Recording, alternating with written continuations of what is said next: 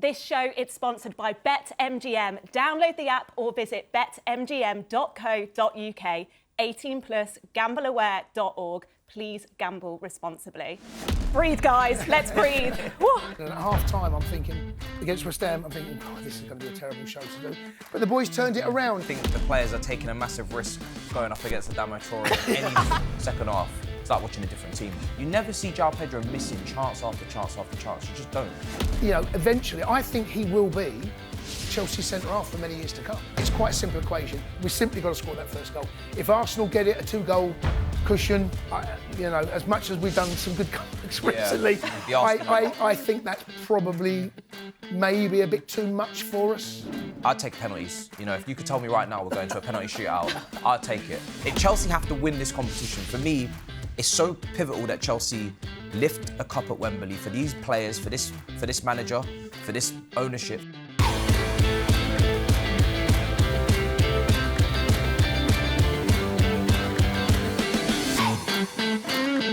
Hello and welcome to Inside Chelsea, the show that's by Chelsea fans for Chelsea fans. I'm Leonie Carpenter, and joining me for this week is former Chelsea defender Jason Cundy and broadcaster and Chelsea fan Matisse. Let's breathe, guys. Let's breathe. We've had a hell of a week, haven't we? Yeah. 2 comeback games, but go on, talk to me. It has been an unbelievable week, and you know we've all sat here doing various different shows at various different points of the season, and at half-time I'm thinking, against West Ham, I'm thinking, oh, this is going to be a terrible show to do. But the boys turned it around. And, you know, a lot of Chelsea fans, I was with you after the game, Leonie, a lot of Chelsea fans asking me, as I'm asking you, why do you make so many changes? Well, unfortunately, at Napoli midweek, he's got West Ham sandwiched between Arsenal. And I don't mind it. I don't have a problem with the team selection, the way the changes he made. What is painfully obvious, though, is that when those changes come in, there might be depth in numbers, but the depth in quality unfortunately just isn't there. And there's a lot of changes. There was a lot of players on that bench that Liam was looking at against Arsenal. You know, Reece starts, Cucurella starts, Pedro starts, Pedro Neto starts, Esteval unfortunately couldn't be there for family reasons. Reece James starts. So there's a lot of those players there. And when he made the changes, it was so obvious how the game changed. And well done to him for recognising it. But I also understand why he felt he had to make those changes at that particular game. West Ham at home. When are you going to make the change if you can't do it against West Ham at home? But, you know, fair play, he changed it. Yeah, definitely. Were you shocked by the starting 11 for West Ham, Matisse? I think the only player that I would have liked to have seen start that didn't was João Pedro, just to continue the momentum, the form, the confidence that he took from the Napoli game, getting the goals he did. As a goal scorer, you just probably want to play on adrenaline and just keep going because he's finally coming back to life almost in terms of his form. But I wasn't surprised. I think people always say you need to utilise the squad. You need to, show that you've got 22 options instead of just 11. And he showed, but he showed the options and we didn't perform in the first half. And if anything, that's a bit alarming maybe to the higher-ups to say, I need more quality going forward in the coming years because we do need to rotate. Chelsea have played Club World Cup. Chelsea have played more matches than any other team out there alongside PSG. And of course, we're in the Carabao Cup semi-final, we're in all competitions. You have to rotate. If you don't rotate, you're going to get injuries. So you're damned if you do, damned if you don't, really, if you're the manager. So it's a very difficult situation. But he made the changes, didn't he? Yeah. Of course, 2-0 down. We got that last winner by Enzo Fernandez again, who is stepping up when we need him. Big goals he scores. He scored City away. You know, scored at the weekend. I do have a little bit of sympathy also with the players that come in because the way West Ham played against us, they matched us up man for man all over the pitch, and they made it very difficult for the likes of Garnacho to get on the ball. Certainly in the first half in the wide areas. Hato had a very difficult time because Bowen was man-marking him. When he came inside, Soucek picked him up, and there was this rotation between Wan-Bissaka, Bowen and Soucek one side. On the other side was Diouf, Somerville and Fernandez. And they locked down those wide areas. And we couldn't get the ball in the middle of the park, couldn't get wide. And West Ham were doing a number on us. They were seriously doing a number on us. And I felt that the centre-halves actually could have stepped in. And that's where the first goal comes from. So he recognised it, Liam, brings on Fofana, who's a bit of a ball-playing centre-half, and he gets to the edge of the box. So the changes that he made, sometimes you can be a lucky manager, Leonie, right? And the fact that all 3 subs had a direct impact on the, 2 assists from João Pedro, so in a goal, Cucurella as well. And Fofana assists. Fofana assists. How beautiful was that? So you think about those 3, all 3 of those had a direct impact. Yeah, and look, on the balance of play, West Ham deserves something out of it, in my opinion. But football doesn't always work like that. So, well done. It's pleasing to see the mistakes were made, rectify it, come away with the result. Yeah. We can't really ask for more, can we? And also London derby. And sometimes there's been an argument that the young players coming in don't always understand what these derbies mean to the fans of Chelsea. Yeah. We had a big brawl at the end, though, didn't we? Yeah, we did. I think the players are taking a massive risk going up against Adama Traore in any sort of brawl. I would not back our players to beat him in any sort of fight. He looks like he could be doing rugby, WWE, whatever he wants. So obviously, but to be fair, he started it. You know, as they say, you know, he pushed Cucurella to the ground. Raggy doll Cucurella, didn't he? Yeah, and then João Pedro, you know, wanted to stick up for his teammate, as you do. But as soon as he turned around and started charging towards him, I said, listen, you better apologise. You better apologise. Because it's not going to end well. Yeah, he dropped his shoulder, I thought, just to get away from him. Yeah. I think there could have been a couple of red cards in there, but obviously they got a man sent off. They lost their heads, and Cucurella is very smart like that. He does these things intentionally. He'll rile up the opposition, kind of throw himself into a player, go down, buy time, delay, and it just cuts off all the momentum that they were trying to have for the equaliser. So, yeah. As long as we don't get any more red cards, I'm okay with that. I feared that as well, Leonie. Yeah, absolutely. Yeah. Yeah. Well, Matisse, I've got to say, it's the first time Chelsea have won a Premier League game after going 2 goals behind. Was it worth the wait? At half-time. Yeah, At half-time. Yeah, I mean, it was. I did not expect it to come up against West Ham. I think Napoli, you can understand a comeback maybe away from home in the Champions League against a team that are absolutely begging for a win, obviously, to try and qualify for the playoffs. But West Ham, to be fair to them, you know, 3 wins out of the last 3 in all comps, 2 wins in the last 2 in the Prem before this game. They were never going to be easy. They were never going to be a team that were easy to break apart. They were always going to have a good structure behind them. I thought Diouf was very good on the overlap as well. He's got a lot of energy. Bowen's a top player. We know that he can cause problems. But I do feel like, you know, you have to question the commitment as well. We talk about tactics in that first half, but the goals that came down that left-hand side, you've got a teenager in Hato at left-back and Garnacho, especially on the second goal, not tracking your man. I know you're young, but you know, you've been in England for 3 years now, at least, for Man United. You definitely know what a derby looks like in this country. You cannot fail to track Wan-Bissaka on the 2v1 and leave your fullback alone, isolated, and then obviously the goal goes in. So I think some of these young players, they have to have it drilled into them that the concentration levels need to be there. You can't, in the Premier League, you cannot slack. You can't really even rotate, it would appear. You know, everybody struggles in the Premier League in terms of consistency, but you have to concentrate, because if you give any Premier League player time and space, which they very rarely are afforded, they'll take advantage of it. Yeah. Also, the way that they worked, in particular on their right, our left, where the goals come from, the first half, Jared Bowen, as I highlighted, and Wan-Bissaka, he was helping him out. He was giving him a lot of help, and Soucek was coming across as well. The other way, Garnacho didn't quite do that for Hato. That's the point Matisse is making. You know, you got to help your mate. And sometimes the ugly side of football is without the ball, because you can sometimes do a lot of running without actually having an impact on the game directly. Indirectly, your position will have an impact on it. And sometimes you've got to get goal side. You've got to track your runner. The best 2 players in the first half, Wan-Bissaka and Jared Bowen. Those 2 were absolutely... Bowen's goal as well. Bowen, I mean, it was slow everything motion. down that side. Yeah. Defensively and offensively, they just had the better of us down there. But when they went to a back 5 as well, I think maybe Nuno, when he brought on Max Kilman, that we're going to try and hang on at 2-1. That really did give us a bit of a red rag to a bull, I'm afraid, and we took advantage. Yeah. Do you think Rosenior will learn then from making these changes? Because we know every game is so crucial. We've got a big squad, but also making changes. They're giving these... You're getting a chance. And so often we hear, and we talk about rotation of squad and players come in, and maybe he made too many changes, but I totally understand and get it. But when you get your chance, these little things like getting back, stopping the cross coming in for Bowen, what Garnacho's got to do, got to track your runner with Wan-Bissaka. You know, these are the little things that might go unnoticed, but when you dissect it and you see the goal, you go, yeah, that. And that's not with the ball. Yeah. And I felt for Garnacho a little bit, because on that left-hand side, Wan-Bissaka is so quick. Yeah, he's not... You're not going to beat him in a foot race, but sometimes you can just get a yard of space and put the ball across. You might get a corner out of it, you might get a throw-in about it. But sometimes his touch is coming inside, and that's where West Ham are solid. Yeah. As a former player, Jace, what do you think that is? Is it lack of experience? I think it's just a lack of doing the dirty side of the game. Yeah. Understand. I mean, I remember when Jose Mourinho, when when we had Eden Hazard there, and we played Atletico Madrid in a semi-final of the Champions League, and Hazard didn't track back for one of the goals, and Jose went into him, and that we know what Hazard can do with the ball, but sometimes without the ball, you've got to work hard. You hear managers talk about suffering, right?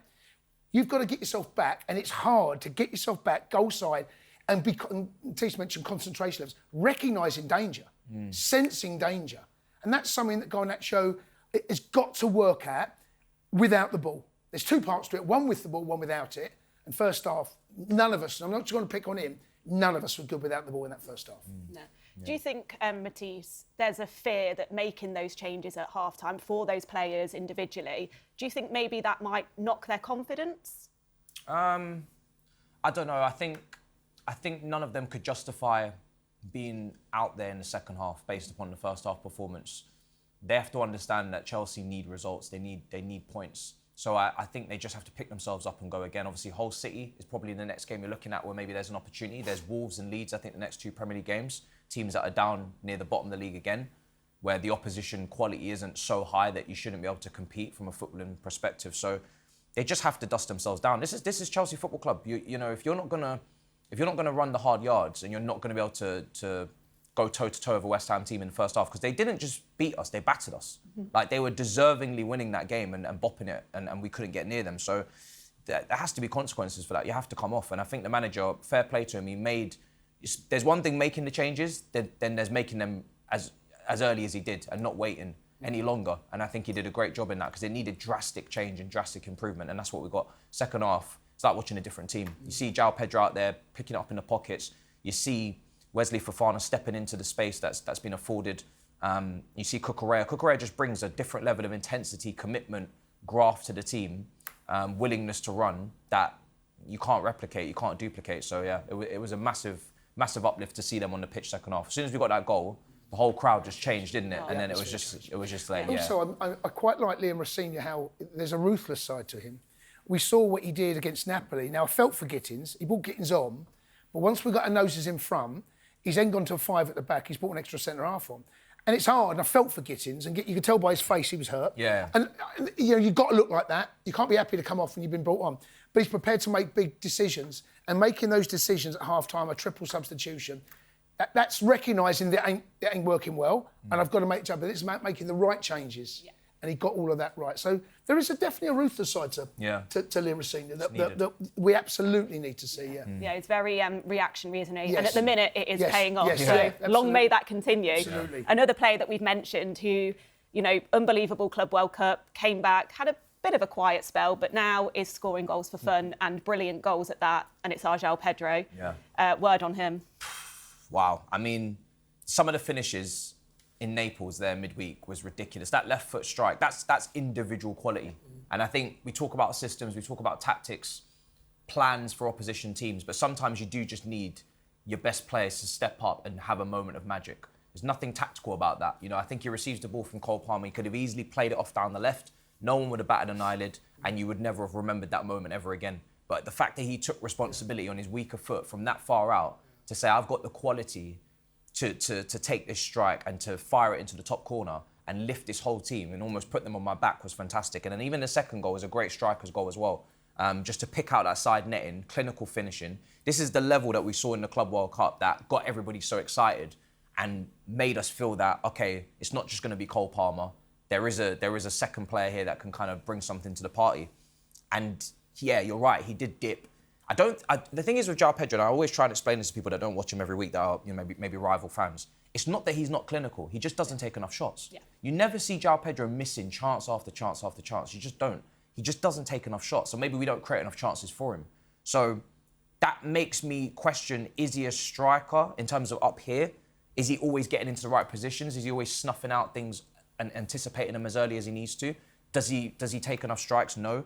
But if he can build on that side of his game, then we have a great player there to kind of look at and say, can we depend on you next season and can you be the main focal figure? But I think the next few months he's got to show that he can be a striker for Chelsea that we can rely on and say, this is our main man.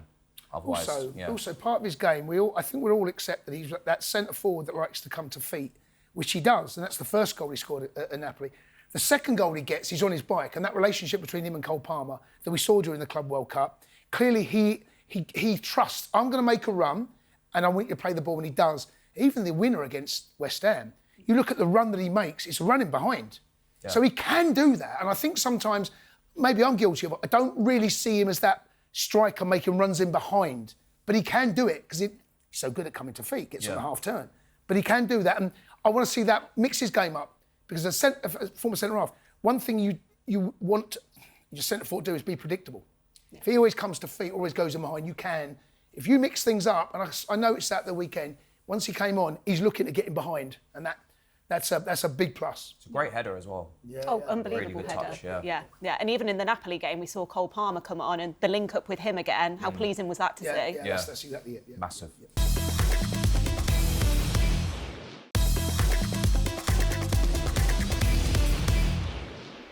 Yeah, so let's talk about Wes Fofana. I mean, someone that I want to see week in, week out.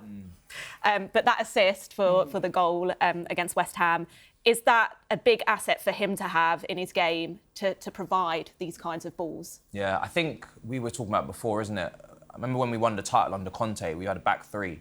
And you had Gary Cahill, David Luiz, who's a ridiculously good ball player and centre-back, but you also had Azpilicueta.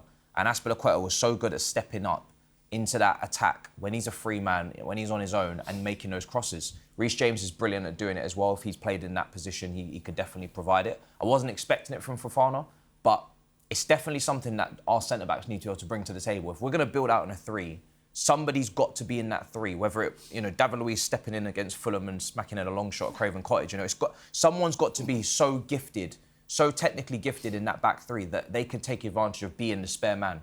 You're not going to have a team that goes and sees your back three and goes man-to-man press on the back three. It's just not going to happen. They're not going to do that. So there's always going to be someone spare. And I felt like in the first half, we were a bit passive, a bit pedestrian. We didn't really fire the ball through the lines enough. We didn't really look at the space and carry it. Fofana comes on, drives, and that cross is fantastic. It really is. Like, it's such a difficult cross. It's looping, so easy to get that wrong, and it goes into the goalkeeper's hands, and then, the whole attack's done. So that was a brilliant moment for him. It's not something that I was expecting, but it was great to see. Great to see. I think also that first half, because they went like man for man over the pitch, I think sometimes there's got to be in-game management as a player, take a bit of responsibility. And I was doing the comms saying, I felt that Badia's shield could come out a little bit more. And I'm not sure he recognised that. When you're bringing on Fofana, he's one of those players that can do that. And it just opened up in front of him. I think West Ham was so content to go man for man because it was working. He's got the edge of their box, completely unchallenged. I think we could have done a bit more of that in the first half, recognising that, as opposed to making the changes for it to happen. In-game management, and maybe there's that still a lack of experience throughout the whole of that squad. If you've got maybe a JT in there or someone that can go, right, they're going man for man, I'm looking up, and wherever I look for a pass, that pass isn't really on, well, go away. Casado, take Souček away, take Pablo away, take Fernandez away, leave a little bit of space for me to go into. And that's how the first goal come about. Someone that was really good at that last season at a lower level was Josh Acheampong. I thought his ball carrying ability was very good in the Conference League, someone that could see the space, drive into it, and then go. So I'm sure we'll talk about centre-backs later, but I think he's someone that needs more minutes as well, because I think he's very talented, and we've got someone there that we need to kind of, we need to develop and we need to kick on, because there's definitely a lot there. Yeah, for sure. Let's talk about Champions League then quickly. We're in the final 16. Amazing. You sound a bit more happy about it. Yeah, let's see who we get as well. Could be PSG. I wouldn't mind a little trip to Paris, to be honest. But how important was it to avoid those extra 2 games? Yeah, it was not a disaster for Newcastle, and it wouldn't have been a disaster for us.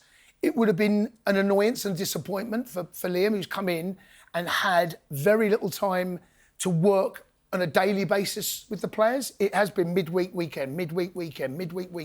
That's what he's had. And he's got the same against next week, or this week, sorry. He's had the weekend game against West Ham. Now he's got another midweek game against Arsenal. Then he's got Hull. He's got a bit of time between Hull and Arsenal, but not a huge amount. But then that weekend after that, that's where that game would have come. So he's going to have a block of week or 2 weeks either side of one game in between that. So I think that's probably where we're really going to see the benefit.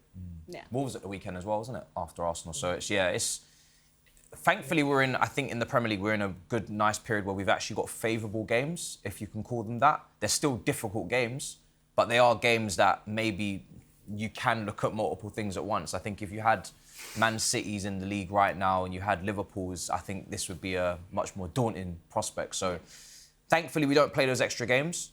Hopefully the players can get some rest. I think Cucurella really, especially when I was looking at rotation at the weekend, he was the one player I looked at. He has to rest, and he did get 45 minutes, you know. It would have been nice for him to get more.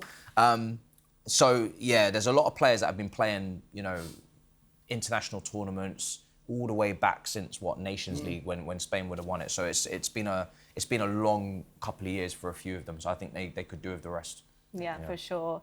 Let's talk about English teams in the Champions League then. Not doing too badly, are we? Yeah. Do you think one of us could go all the way? Bearing in mind I've already booked my hotel to Budapest. It'll be a surprise if an English side doesn't get there. Yeah. At least one. Yeah. Yeah, it will be a surprise. The fact that we've got 5 out of 6 that have qualified automatically, and if Newcastle get another goal away at Paris, they qualify. So I just think what it does show is how strong the Premier League is in Europe. I think we all know it, but when you see it on paper, in particular Arsenal, you know, complete unbeaten, you know, cruising through. We made a bit of a mess of it. We did a little bit, I think. You know, the Carabao, the Atalanta. Yeah. You know, we got over the line eventually, but we could have been a little bit more convincing. I think there was 1 or 2 performances. The away legs, you go. But look, we're there. I'm not complaining. Yeah. We'll take it. We'll take it. And again, my hotel is free cancellation, but I'm optimistic. Okay, let's talk about transfer deadline day. Yeah, here we are. Who knew? It's one of the quietest deadline days you'll ever see for Chelsea. Yeah, there won't be a Fernando Torres rocking up. No, or an Enzo Fernandez. It's not going to be like that. Rui Costa. No, back and forth. I think we're going to do a lot of our work by bringing 1 or 2 players coming back. Sarr, I think, looks like so Mamadou Sarr has just been recalled from Strasbourg. Yeah. And what do we think of that? Do we think he's going to get any minutes? I'm happy with that recall because I'd rather we utilise and look at what we have rather than continuously, constantly go out there and buy. I think Chelsea, I said it on the last show, Jacquet could be an incredible talent, but you don't actually develop or, you know, maximise any talent if you don't at some point trust them, believe in them, make some sort of room for them. The same applies for Josh Acheampong. You've got Mamadou Sarr, who's come back from Strasbourg, he's right-footed. And you've got Aaron Nsemino, who's currently now gone to Strasbourg on loan from Dortmund, who's also right-footed. If you don't have trust in those 3, 2 which you've purchased and 1 from Cobham, to be good enough to play for Chelsea, then you've either got your scouting incredibly wrong or you've got an obsession with just buying and stockpiling, which you can't have. How much of an influence do you think Liam Rosenior's had on this? I'm not... Well, he would have worked with him at Strasbourg. That's what I mean. So I'm sure he would have said... He knows. It's not like he's bringing a player he doesn't know. Yeah, that's true. And he was very complimentary of Andrés Santos stepping into the back 3 and saying he's done that before. Yeah. So it makes sense from his side of things to work with a player that he's worked with before. Obviously, he's still new to the Premier League. He's still new to Chelsea. I'm not expecting him to start games immediately. I think he comes in, maybe plays in the tossing kind of role as maybe the depth of the squad. He might play against Hull City. But Chelsea have got enough of these players in this position already. I think, if anything, you need to look at a left-footed centre-back, with Colwell being out for as long as he has been, and if Badia Shield's not really kicked on the way he should have. That could be an area of weakness. There's other areas of the pitch Chelsea could allocate the funds, I think, better than spending 60 million euros on Jacquet, even if he's incredibly talented. So I think players nowadays as well, they're very easily to say, right, what's the plan here? Liverpool can put out a blueprint and say, Van Dijk's 32, you can learn from him from a season. Konate hasn't signed a new deal and Joe Gomez is injury prone. You're going to play. Chelsea cannot put that forward to Jacquet confidently with all these young players that they have in that position already. Yeah. How do you think Rosenior deals with all that then, Jace? Well, I mean, the bloated squad is something that Maresca had to try and deal with. That we are talking about players that need to be developed. We're not talking about a player that's 27, 28, off the peg, you know what you're going to get. So there is some developing to do. And we are a squad, it would appear, that pick up injuries on a regular basis, in particular at that. Fofana's still being managed, isn't he? Yeah. You know, you can't... There has to be a point in a player's career where you become reliable week in, week out, midweek Saturday, midweek Sunday, whatever that might be. And it feels to me as though he is still very much managing that. And to a degree, Reece, I think there's an element of that. Yeah. The Acheampong one is where I'm with Matisse on this. There's a Rolls Royce in there for me, and I understand he can't play every week, but the whole game when we play him in the FA Cup in a couple of weeks, that's screaming out for Josh Achimpong to start. And you're right, he is one of those players that can play. I see it right back in the Conference League, play him centre half, I see him play centre midfield. Yeah. You know, he is a very comfortable ball playing, whether it be midfield or right back or midfielder. And, you know, eventually, I think he will be Chelsea centre half for many years to come if he continues on the trajectory that I think he's more than capable of doing. The problem is Chelsea will see someone like Jacquet playing regularly for Rennes. Well, we've done that with Heto. Yeah. Right? Same thing over at Ajax. But we have young players that are not playing regularly that would develop at the same rate, if not faster, if we But just isn't this one of the use reasons them, why? and then we go and buy them and bring them in. But We was can't one of the play them reasons regularly that we didn't either. buy a centre half in the summer. Yeah. That they wanted the likes of Josh to, because you stunt the growth. You bring in a centre half who is, not that we do that, but if you were to bring in someone that goes ahead of Josh, where does his future go? You know, this is, we've seen a lot of players, Livramento move on, for example, because Reece James was there. You know, he had to leave because he was never going to play it right back because Reece was going to be there. Yeah. You know, if Josh was at Bournemouth or Rennes playing week in, week out, we'd want him for 60 million. Yeah. It's true. There's some truth in that. So do you think maybe we're kind of losing the efficiency of developing these young players as a club? I think we struggle with prioritising the players that we rate, truly believe in, and sticking by them, and just focusing on that crop and then maximising their potential, therefore for profit or for Chelsea's benefit on the pitch. I think when you try to stockpile and you try to spread your wings and cast your net out so wide that you're concentrating on 4 or 5 players in the same age category, in the same position, it's almost impossible for you to maximise their development and get their full potential. You've only got one multi-club model to work with in Strasbourg to send them. You have a maximum loans that FIFA have kind of restricted you to. There is only so much you can do, and you're going to end up having deadline day deals, rush deals where players are going to places that you don't truly believe that they'll benefit, and then the cycle goes on and on. So I think Chelsea needs to just rein it in, focus on the players that you have, which is why I'm happy to see Mamadou Sarr come back, because at least it's someone we've already kind of purchased, and let's see how he does, and then we can judge it and assess it in the summer if he's good enough. Yeah, I don't even think 6 months is enough time to judge him anyway, but at least give him that 6 months, you know? I think we'll see a lot of changes in the summer. I think a lot of players will be assessed and moved on. Were you expecting more players to go out in this transfer window? I mean, Disasi looks like he's on his way. I mean, he's been forgotten, hasn't he? Buonanotte didn't work. He's another one that's been cut from the squad. Sterling was released. Yeah, I'm not so sure I expected too many to go. I think there might, at the time we're recording this, there may be 1 or 2 more loan deals. That wouldn't surprise me at all. Yeah. I think what we'll see over the coming weeks, months, and going into the window in the summer, I think we'll see a very different looking squad. Certainly at that centre-half area, that's what it feels like. Yeah. Have you got your eye on anyone? Well, I mean, we just said, we stockpiled. I mean, we've got, we discussed this many times. The ownership model is going to go down the route. They're not going to buy Aubameyangs. They're not going to buy the Raheem Sterlings anymore. That whatever we did in that first transfer window didn't really work, and we've seen Raheem move on from that now. I think we are going to see, and that there has to be a point these young players come in and develop. Do we see the fruits of that? Yeah. You know, I know it's still very early for a lot of these players, but we do.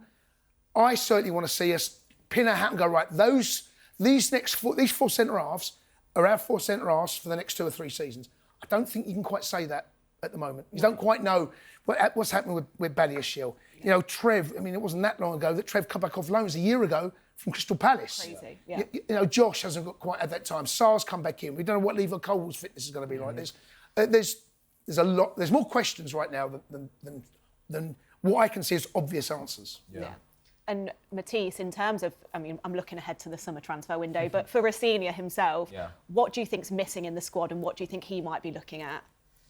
I think what's missing is something that he can't get, which is world-class, elite-level centre-back, experienced at the highest level, who's been there and done it, an A-side centre-back to guide all of these B-side centre-backs. I think all of these centre-backs, we've seen it with Chalobah this season, whether he's paired up with Tosin, By the way, the difference Trev's with been him. our best centre-half. Yeah, so he's played 22 games. Trevor's been our best centre-half. You know, just give him some kudos. But even the way that he presents himself as well, when that winner went in against West Ham, he was even more, celebrating more than other players. You could feel it. But Chalobah is not an A-side centre-back. Chalobah is not, for me, Chelsea. He's experienced now, though. Yeah, but I don't think he's good enough to be Chelsea's best centre-back. Chelsea should have a centre-back that is world-class. You need at least one. You go through any title-winning team. You go Liverpool, Van Dijk. You go through Arsenal with Gabriel if it's this season. You go through Manchester City prior when Ruben Diaz was Player of the Year. Chelsea, you go back with Terry, Company. You can keep going. But that is what Chelsea lack. That is what Chelsea lack. Are we saying that won't change? It doesn't look like it. It doesn't look like it. But that, if you ask me what we need and what we want and what these young players need and want, I think you talk about development. You want to learn from someone in training. You'd rather learn off a world-class, elite-level top centre-back. Or get Thiago Silva back. I mean, him going to... And they would all develop a lot faster. They'd learn things from them. So that's what Chelsea are lacking. John Terry developed into that world-class centre-half. That's what we need. We need another John Terry. John, he did have Leboeuf. He did have, but everyone seemed to have someone, didn't they? Yeah. And now, the last few years... There's no one to learn from in the centre-back pairings at the moment. That's the problem, I think. Yeah.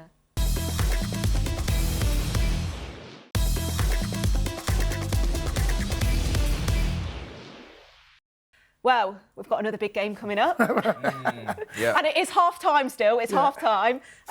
Of course, we are playing Arsenal in the Carabao Cup semi-final, second leg at the Emirates. Of course, we were there at Stamford Bridge for the first leg. Nice little 3-2. Garnacho getting 2 goals as well. We're in the tie. We should be out of it. We should have been out of it. We should be out of it. I think if I was a Gooner, I would have come away from Stamford Bridge obviously happy with the result, but there would have been a caveat of me being very disappointed that the tie wasn't more firmly in their grasp. They're in a great position. They've got a goal advantage going back to their place. They're an incredibly good side, and they proved again at the weekend what they can do. But they can concede goals, and for me it's quite a simple equation. We have to score the first goal in the time. We simply got to score that first goal. If Arsenal get it a 2-goal cushion, as much as we've done some good comebacks recently, I think that's probably maybe a bit too much for us. Yeah. But you never know. Look, that 2-goal advantage, we saw what happened against West Ham. We saw Man United 2 goals up. We saw Spurs 2 goals down and turned it around. So, but for me, if I think we're going to have any say in this tie, if it's 0-0 at half-time, we're still very much... Being at half-time, Leonie, that's what we have to do. We need to be in this tie at half-time tomorrow night as it is. But it's going to be incredibly tough, but... full-strength side. Yeah. Who knows? Is Esteval back? That's the big question. That's the big question for me. I think if Esteval's back, that gives me a lot of confidence. Cole Palmer's still trying to find himself, I think. He's shown glimpses there against Napoli, quiet at the weekend. I think Esteval, for me, needs to be back. So João Pedro guaranteed to have someone that he can kind of go back and forth with that's going to provide that quality. Chelsea...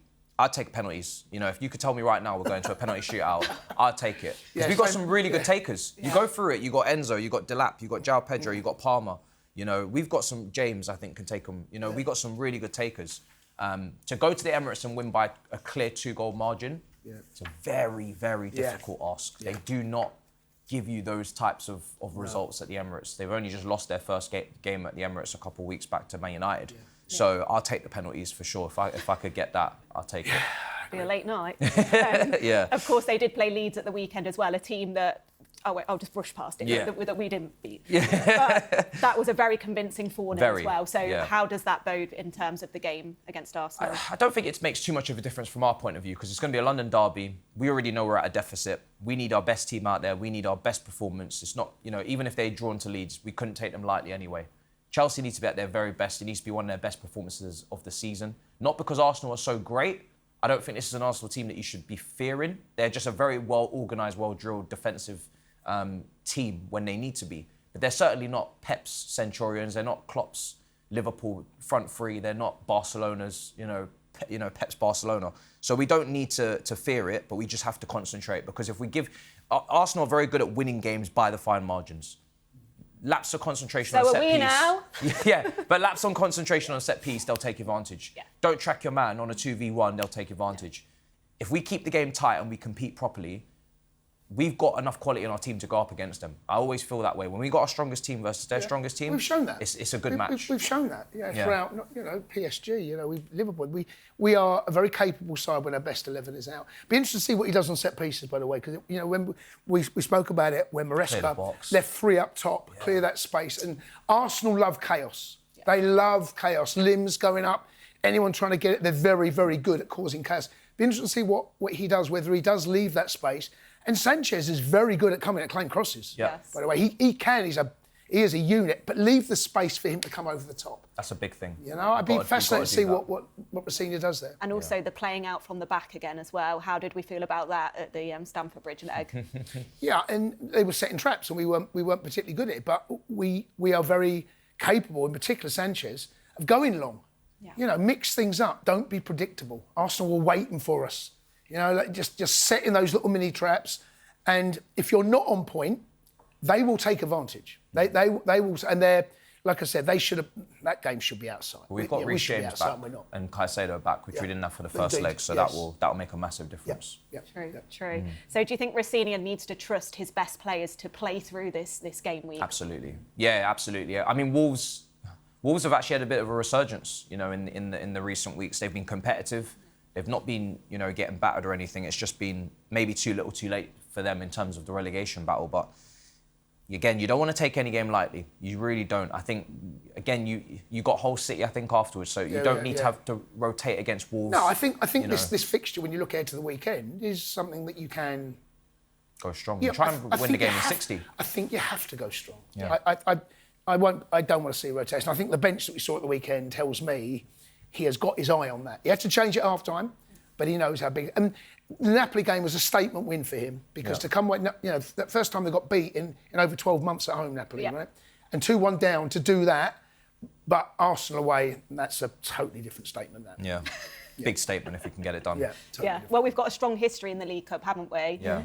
How important would it be to get to a final? Because we know, Mourinho said, didn't he? You win that cup in your season, it sets you off. It's important to win that final. We've lost too many finals. I think it's 7 in a row, starting all the way from Man City, with Loftus-Cheek and Eden Hazard, and Kepa not coming off for Cavallero, all the way up until the last one, which was Liverpool, I believe, in the Carabao for Poch.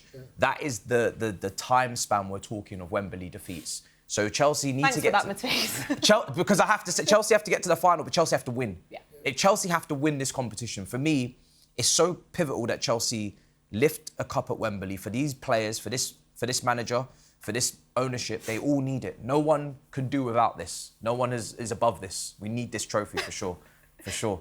Do you think Rosenior feels any pressure to win silverware in his first season? I think that when you're manager of Chelsea, there's always going to be an expectancy to go deep in cup competitions. A couple of seasons ago, we were pretty terrible. We went out the first round and we were unlucky. We had City in both of those, League Cup and FA Cup. But as a Chelsea fan, we at the minute we played every single game we possibly can so far this season, and that's on the back of a Club World Cup that we won. There's a lot of miles in these legs, and there's a lot of expectancy from being Club World Champions. We won the Conference League. OK, it's not one of the big dogs, but when you're in it, you've still got to go and try and win it. And I think Liam Rosenior will understand what it's like to manage Chelsea. He'll know the history of the club. He knows what we've done. He knows what the fans expect. In terms of pressure, I think the pressure will come from him to make sure he puts his best foot forward. Look, how tough it's going to be. We've got nothing to lose here.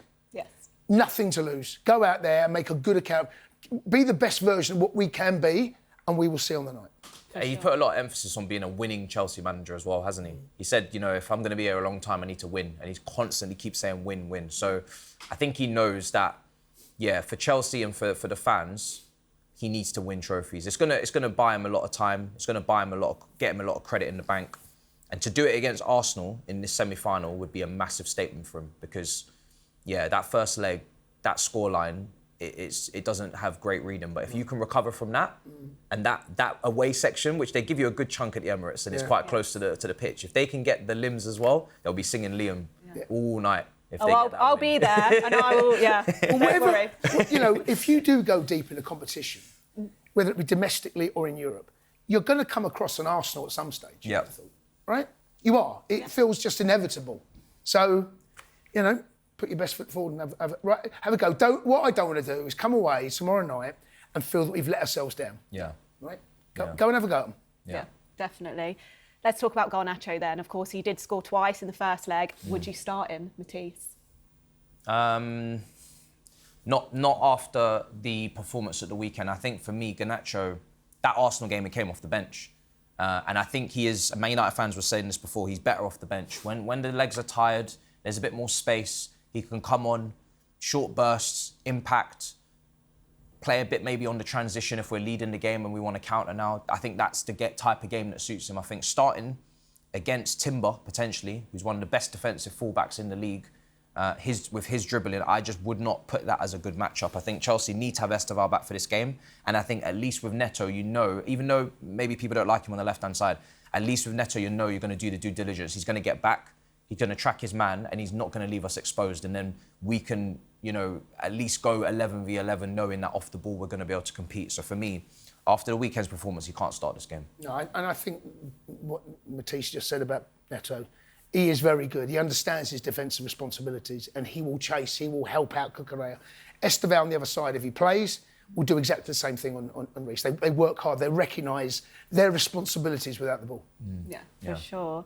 Of course, Arsenal fans were silenced by Manchester United. Yeah. You've mentioned the importance of Chelsea getting the first goal. Yeah. How convinced are you that we can go into that and score? No doubt we can go and get the first goal in the game. Yeah. But I mean, no doubt that they are very capable of taking the game away from us. They're a horrible team to play against, incredibly well organised, very disciplined. They get bodies back. They work so hard. Without the ball, they are the best side without the ball. And I saw Man City play at the weekend without the ball, nowhere near the levels Arsenal. And he's got that side of it right. It's almost like they love defending. They love getting themselves back. They're so good and they flood back in numbers. And they you would see sometimes, they will literally run in a straight line towards their goal until the goal side. That's what they'll do, and they do it so well. They're a big unit. But we are, if on our day, capable of getting that first goal in the game. And like I said, if it's 0 at half-time, I'll take that. We're in the tie, stay in the tie. And, get the first goal, who knows? Yeah. Well, the away end will be buzzing, I'll tell you that. Yeah.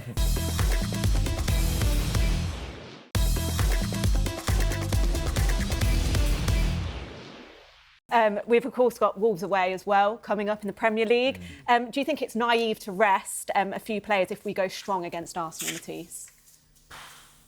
I think these players, apart from the ones we're managing, which is Fofana, mostly, I think Reece has definitely had 3 games in a week before, definitely 2. I think the rest of them can play. The rest of them should relish the game now. They are in a nice run of form. We've had 6 wins in the last 7. Play on that adrenaline, play on that kind of that winning mentality that you're kind of fostering now. And then the whole City game, you should be able to rotate and go and change and rotate after that. But Wolves, Premier League, is really tight. That top 4 race, top 5 race, between ourselves, Liverpool, Manchester United, obviously Villa just lost. Maybe they can get dragged back into it. I fully expect them to get dragged back into it, to be honest. That is going to be a real fight between those teams, and you don't want to not take full advantage of this period of fixtures that we have with the Leeds, with the Wolves, because when you look at the fixtures towards the end of the season, it's going to get really difficult again, which I'm looking forward to. Yeah. But I want to look forward to that period with maximum points in this period, with maybe a buffer if we can, or at least make sure that we're in a good position. We're not chasing. I think he can go strong in both. Yeah. I think he should. I think he should play his strongest team against Arsenal and something close to it against Wolves, because then he's got that time to rotate against Hull, and there's that nice window that we were talking about earlier that he doesn't have to go and play that Champions League game that Newcastle have to do. So go strong in both. Yeah. So looking at that top 4 race, that's the aim, right? Top 4, top 5. It looks almost inevitable again that England are going to get those 5 places because of how well we've done in European competitions. And also, we could do with a statement win. I think in the Premier League, why not go and really put out... I mean, it's difficult to make a statement against Wolves, but go out and win comfortably and convincingly. Go and show... Clean sheet would be nice. Yeah, go and get a clean sheet. Go and win the game first half, second half. Consistency throughout the game. Good performances. Get goals, get confidence that you can take for the rest of the season. Don't make this game a game that we're talking about, we got the 3 points, but the performance wasn't that good. and we're still questioning this team as to whether they can go on a run of consistency and really shore up the Champions League spot in the league. Make this a game where we don't really have to have that discussion, because it shouldn't be a discussion after that game. Crystal Palace away, first 15, 20 minutes up until the goal, a bit iffy. And then when they went down to 10 men, that last 10 minutes, I felt that we let the game slip a little bit. So we are still a little bit fragile at times, a bit too fragile for my liking. Well, let's give Liam Rosenior his flowers, though. Yeah. Because he is the 4th English manager to win his first 3 Premier League games. Yep. And then obviously Carrick did As well, less than 24 hours later. But let's just celebrate Liam Rosenior for now. Do you think that achievement's gone under the radar a little bit? Possibly. I mean, it's how many English managers do get chances in the Premier League now. I mean, one of them, Sam Allardyce, I think, and Craig Shakespeare. Yeah. You know, at Leicester. Yeah. I mean, that's. I mean, you would have thought that there'd be an English manager. You know, Mark Hughes would have done it at some stage. You would have thought Steve Bruce would have done it at some stage. But anyway, well done him. Yeah. Well done. It's a tough job, this Chelsea manager. Yeah. As a lot of managers have found out, as we know as fans, right? Yeah. It's not an easy job. But to come in and do that, it couldn't have gone any better. Other than the Arsenal game aside, results. Some of the performances during periods of the game will need to be much better. Palace, first 15, last 15. But largely, well done him. Yeah, it's difficult. He's coming into a team that they're playing twice a week. There's no rest. There's not much time for him to really work on things that maybe he wants to nail into the tactical side, the systematic side. He's just got to kind of go with the momentum, go with the flow, go game to game.